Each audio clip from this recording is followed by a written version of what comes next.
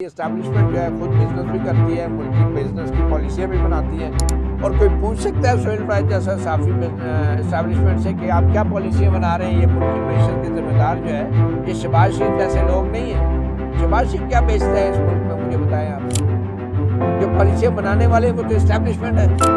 देखिए आदिल साहब, मैं पहले भी सोहेल राइज के कॉलम्स को हमने बैठ के यहाँ डिस्कस किया है।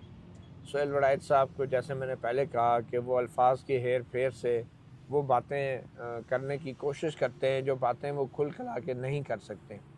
अब देखें ना, ये एक तासुर ये दिया जा रहा है कि इस वक्त मुल्क का प्रॉब्लम मईशत है और इसलिए सियासत नहीं मईशत बचाओ, ठीक है। और सोहेल राइज जैसे कॉलम नवीस जो है वो हमेशा एक ऐसे अहम मोड़ पे आवाम को गुमराह करते हैं मुल्की सूरत हाल के हवाले से कि जब आवाम जो है वो नक्को नक हुई होती है और वो तैयार होती है कि यार इस गैर मुंतखब हुकूमत को जो है उठा के बाहर फेंके, तो सोहेल राइज जैसे तजज़ियाकार आ जाते हैं कि जी असल मसला मईशत है। और ये एक बिलवास्ता तौर पे सोहेल राइज के अंदर एक तारुल कादरी साहब भी छुपे हुए हैं जो कहते थे कि सियासत नहीं रियासत बचाओ, ठीक है ना। अब ये सोहेल राइज साहब कह रहे हैं कि सियासत नहीं मईशत बचाओ, ठीक है। अब ये किसको सोहेल राइज साहब ने कह दिया कि शहबाज शरीफ को जो है मुल्की मईशत बचाने के लिए लाया गया था, या जो उनके वालिद मोहतरम मियाँ शरीफ थे वो कोई बहुत बड़ी इंडस्ट्री चलाने के बाहर थे तो इसलिए शहबाज शरीफ भी जो है वो अब मुल्की मईशत को चला लेंगे।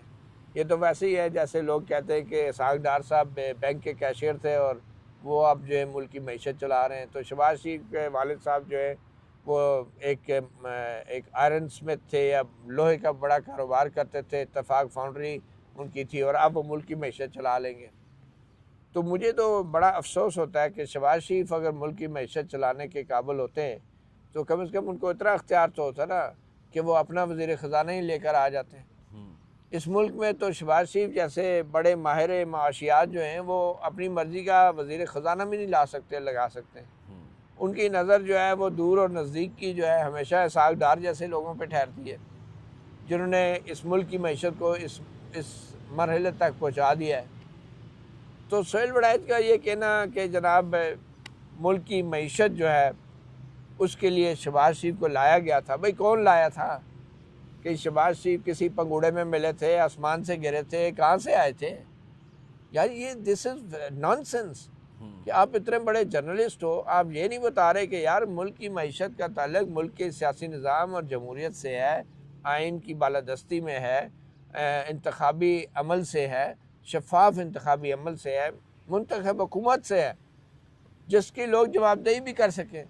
अब मुझे ये बताएं कि शहबाज शरीफ के जो है उनकी कोई क्या जवाबदेही करता है? आपका दिल करता है शहबाज शरीफ से मुल्की मामलात पे सवाल जवाब करने का? आपको भी पता है कि फ़ैसले कौन कर रहे हैं। तो जहाँ पे अकाउंटेबिलिटी नहीं है, जहाँ पे चेक एंड बैलेंस नहीं है, जहाँ पे जवाबदेही नहीं है जो कि वोटरों की और मुंतखब नुमाइंदों के बीच में होती है, तो वहाँ पे मईशत कैसे चलेगी?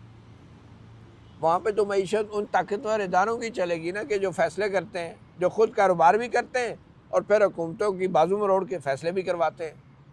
मुझे बताए ना, यहाँ पे सोहेल राइज को क्यों नहीं हिम्मत पड़ती वो कहे कि भाई इस्टेब्लिशमेंट जो है खुद बिजनेस भी करती है, मुल्की बिजनेस की पॉलिसियाँ भी बनाती है। और कोई पूछ सकता है सोहेल राइज जैसा साफी इस्टेब्लिशमेंट से कि आप क्या पॉलिसियाँ बना रहे हैं, ये मुल्की मईशत के जिम्मेदार जो है ये शहबाज शरीफ जैसे लोग नहीं हैं। शहबाज शरीफ क्या बेचता है इस मुल्क में, मुझे बताएं आप। जो पॉलिसियाँ बनाने वाले हैं वो तो इस्टेब्लिशमेंट है। सोहेल राइज जैसे साफी क्यों नहीं सवाल करते कि भाई ये किस मुल्क को कहाँ ला के छोड़ दिया आपने? कभी शहबाज शरीफ को पकड़ लेंगे, कभी किसी इसहाक डार को पकड़ लेंगे, कभी वज़ीर को पकड़ लेंगे, उसकी पॉलिसियाँ ऐसी हैं। जो असल मुजरम है उससे आप सवाल कर सकते हैं, मैं और आप बैठ के भी इस्टेब्लिशमेंट कर रहे होते हैं। कम से कम इतना सोहेल राइज तो इतना कर सकते हैं ना, लोगों को गुमराह तो ना करें ना कि मसला मईशत है जी, और शहबाज शरीफ साहब अगर थोड़ी हिम्मत कर दें तो बस मुल्क में तो सुख और चैन आ जाएगा, दूध की नहरें शहद की नहरें बह जाएंगी, मसला हल हो जाएगा। शहबाज शरीफ जी ये कर दें तो शहबाज शरीफ, यार ये मसला नहीं है इस मुल्क का। इस मुल्क का मसला ऐसे बददियानत सहाफ़ी और तजज़ियाकार हैं जो लोगों को हमेशा गुमराह करते रहते हैं और ये तासुर देते रहते हैं। कभी कहते हैं रियासत बचाओ, सियासत नहीं रियासत बचाओ, फिर कहते हैं नहीं मसला सारा सिर्फ मईशत का है। बस मीशत ठीक हो जाए तो कौन पूछता है कि इलेक्शन चोरी हुए थे नहीं हुए थे, कौन पूछता है शहबाज शरीफ के तो वज़ीर आज़म कैसे बने हो, कौन पूछेगा मरियम नवाज से कि उसने जहाज़ कैसे 11 अरब का ख़रीद लिया। बस थोड़े से पैसे आना शुरू हो जाएं और फिर सरमायाकारी नहीं आ रही है जी। मसला इस मुल्क का सरमाया, मैं कहता हूँ नहीं है ये मसला, इस मुल्क का मसला मईशत नहीं है इस वक्त। ठीक है लोगों को खाने को नहीं मिल रहा, गुर्बत है, सब कुछ है, लेकिन इस सारे मसले की जड़ जो है वो ये इंतखाबात थे जो इस दफ़ा कराए गए, वो गैर मुंतखब हुकूमत को ज़बरदस्ती लाया गया। तो जो लोग मुंतखब नहीं होते वो अवाम के लिए, अवाम की मईशत के लिए, अवाम के रोज़गार के लिए, रोटी कपड़े मकान के लिए वो क्यों फ़ैसले करेंगे? और जो फ़ैसले करने वाले हैं वो कारोबार भी कर रहे हैं, वो तो अपने कारोबार के लिए तमाम फ़ैसले करेंगे, चाहे वो हाउसिंग प्रोजेक्ट्स हों, चाहे वो सीमेंट फैक्ट्रियाँ हों, इंडस्ट्रियाँ हों, वो तो पॉलिसियाँ बनवाएंगे हुकूमत से शहबाज शरीफ जैसे रबड़ स्टैम्प से मोहरे लगवा के आ जाते हैं, जब तज्जिया करते हैं जी अगर ये हो जाए, ये मईशत हो जाए, सीधी हो जाए। लोगों को ये भी नहीं पता कि ये हुकूमत जो है इनकी मुंतखब है या नहीं है, और ये उठ के आ गए ये मुफ्त के मशवरे देने वाले खुद साख्ता एडवाइज़र और ख़ुद साख्ता तज्जियाकार कि हुकूमत अगर ये कर ले तो मईशत ठीक हो जाए, तो पैसा आ जाए, तो इन्वेस्टमेंट आ जाए, तो बेवकूफ़ बनाई जा रहे हैं। हर कॉलम में जो है वो उनको ईजी टारगेट एक लिया हुआ है, एक वो पंचिंग बैग जैसे नहीं होते, तो हमारे मुल्क के ये सियासतदान वज़ीर आज़म भी पंचिंग बैग होते हैं, उनको मुक्के मार मार के। तो शौक है ना पंचिंग बैग बनने का, क्यों कर वो बैक डोर से इक़्तिदार में आते हैं सर? नहीं बिल्कुल ठीक है, आप उन्हें जो मर्जी कहें, आपकी बात भी ठीक है, ये बात भी करनी चाहिए, लेकिन क्या सुहेल वड़ाइच ये बात कर रहे हैं? सुहेल वड़ाइच जैसे साफ़ी इतने बड़े अखबार में छपते हैं, रोज़नामा जंग, अच्छा है? और ये तज्जिए देखें क्या है कि जी शहबाज शरीफ को लाया गया था, ये नहीं बताते कौन लाया था, कैसे लाया था, किस तरह लाया था, ये भी बताए ना। फिर नहीं वो दबे अल्फाज में बताते हैं। दबे अल्फाज में क्या यार, अगर ये इतना सीनियर साफ़ी भी अगर दब के तज्जिया करेगा तो वो फिर तज्जिया तो ना होगा ना, वो तो फिर उसको मैं क्या कहूँ, कुछ और होगा। जितना दबाते हैं वो ऐसी फिर तज्जिया और आवाज़ें निकलती हैं। अच्छा आखिर में वो लिखते हैं शहबाज हुकूमत को 2 साल गुजर चुके, अगर पीडीएम वाला टाइम भी शामिल किया जाए तो फिर ये मुद्दत 3 साल से बढ़ जाती है। क्या अब फैसला कुन लम्हा आ नहीं गया कि मईशत में बदलाव आए? कुर्बानियाँ अवाम कुर्बानियाँ दे दे कर थक चुके हैं। हाँ। उन्हें कोई रिलीफ मिलेगा तो हुकूमत कामयाब तस्वर होगी, वरना उसे नाकाम ही तस्वर किया जाएगा। अब देखें अवाम की बात कर रहे हैं सर वड़ाई साहब, आप फिर उन पर तनकीद करते हैं। कुछ ऐसा किया जाए कि मईशत में बदलाव आए, ये नहीं कि सुहेल वड़ाइच जैसे लोगों को इससे कोई गर्ज नहीं है कि इस मुल्क में इलेक्शन होने चाहिए। इस मुल्क में जो सबसे बड़ी सियासी जमात है उसके लीडरों को जेल में डाला हुआ है। सुहेल वड़ाइच के लिए ये कोई मसला नहीं है कि शफाफियत होनी चाहिए, अदलिया में को इंसाफ देना चाहिए। मईशत, लोग गरीब हैं, कुर्बानियाँ दे रहे हैं, भाई कुर्बानियाँ लोग दे तो रहे हैं घरों में बैठे हुए, आपने उनसे राय भी ली है? आप बड़े आए लोगों की कुर्बानियों का हिसाब किताब रखने वाले। असल में लोग कुर्बानियाँ नहीं दे रहे, हुकूमत कुर्बानी ले रही है, उनसे कुर्बानियाँ ली जा रही हैं। ये सुहेल वड़ाइच जैसे लोग जो हैं ये लिखे ना कि भाई ये जो लोगों के साथ हो रहा है, अपोजिशन के साथ हो रहा है, सियासतदानों के साथ, सियासी जमातों के साथ, पार्लियामेंट के साथ, जजों के साथ, अदलिया के साथ, ये कुर्बानियाँ लोग नहीं दे रहे। सुहेल वड़ाइच जैसों के लिए सुबह शाम दोपहर ये सिर्फ खाना और खाबे जो है ना वो अगर नहीं होंगे तो बहुत बड़ी कुर्बानी होगी।